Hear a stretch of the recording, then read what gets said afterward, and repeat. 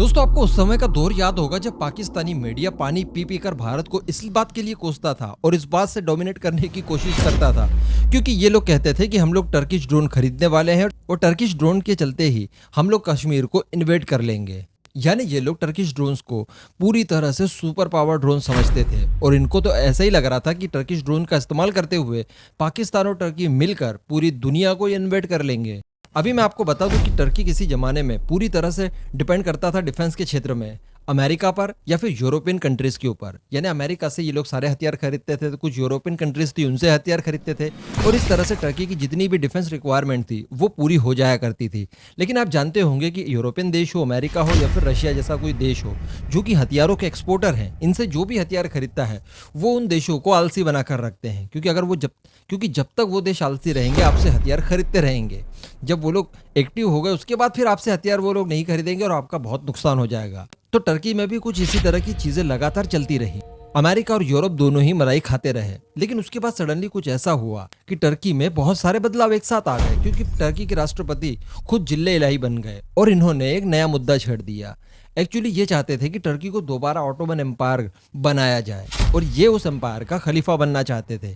इसी वजह से इन्होंने अपनी संपूर्ण विचारधारा बदल दी। इस वजह से हुआ क्या कि अमेरिका और यूरोपियन देश इनसे कट गए और ऑलमोस्ट इनके बीच में दुश्मनी ही हो गई, आप इस तरह की बात कह सकते हैं। लेकिन यहाँ पर टर्की ने भी बहुत अच्छा किया। पहली बार टर्की की तारीफ कर रहा हूँ कि टर्की ने इस दौरान टेक्निकली अपने देश को बहुत आगे ले जाने की कोशिश की। फिर इनके 5th जनरेशन के फाइटर एयरक्राफ्ट हो, TFX। इसी के साथ साथ इन्होंने एक और चीज बनाई जो कि वर्ल्ड फेमस हो गई, उसका नाम था TB2 ड्रोन्स। आपको आर्मेनिया अजरबैजान का युद्ध याद होगा। चाहे उस युद्ध में अजरबैजान ने मैक्सिमम इस्तेमाल इजरायली हथियारों का किया हो और इजरायली ड्रोन्स के जरिए ही उसने ज्यादातर युद्धों को पासा पलटा हो, लेकिन फिर भी पूरी दुनिया में इस बात की अफवाहें उड़ा दी गई कि जो TB2 ड्रोन है टर्की के द्वारा बनाए गए, उसी का इस्तेमाल करके अजरबैजान ने आर्मेनिया को ये युद्ध हरा दिया।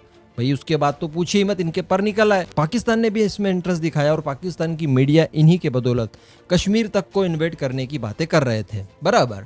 लेकिन दोस्तों, इसको लेकर मैंने कई एक्सपोज वीडियोस भी बनाई जिसमें मैंने आपको बताया था कि रशिया ने आर्मेनिया अजरबैजान के युद्ध में ही 6 टर्किश ड्रोन्स को बड़ी आसानी से मार गिराया था, यानी 100% टारगेट रहा था।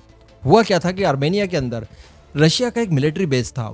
वहां पर टर्की के ड्रोन्स जो कि अजरबैजान ऑपरेट कर रहा था वो रशियन मिलिट्री बेस के करीब जाते हैं और वहां पर रशियन आर्मी इन्हें बड़ी आसानी से शॉट डाउन कर देती है। इसी के साथ साथ मैंने एक और बात आपको बताई थी कि सीरिया के अंदर भी इन ड्रोन्स को रशिया के पेंसिर एयर डिफेंस सिस्टम ने बड़ी आसानी से कई बार मार गिराया है और इस तरह से कुल नंबर इनका हो गया था 40 का। यानी रशियन आर्मी द्वारा 40 की संख्या में टर्किश TB2 ड्रोन्स आज तक मार गिराए थे बराबर।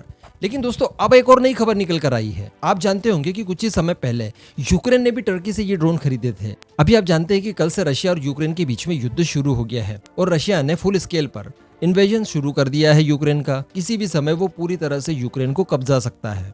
ऐसी परिस्थिति में ऑब्वियसली यूक्रेन ने अपने इन ड्रोन्स का इस्तेमाल किया जो कि टर्किश TB2 ड्रोन्स थे। लेकिन दोस्तों, यहाँ पर खबर ये आ रही है कि रशियन आर्मी ने बहुत ही आसानी से अगेन 4 की संख्या में इन टर्किश TB2 ड्रोन्स को मार गिराया है। यानी यूक्रेन ने जो इतना खर्च किया और टर्किश ड्रोन खरीदे और उनके ऊपर विश्वास जताया, ये विश्वास पानी में मिल गया है और टर्किश ड्रोन्स को बड़ी आसानी से रशियन सेना मार गिराती है। इनका कोई भी एज या किसी भी तरह से इनसे एडवांटेज यूक्रेन को अभी तक नहीं मिला है और अगर अभी तक नहीं मिला तो फिर आगे क्या मिलेगा आप समझ ही सकते हैं। कहने का मतलब यह है कि आप अपने मुंह से कितनी भी तारीफें कर दें, सच्चाई क्या है ये युद्ध के समय में पता चल जाती है।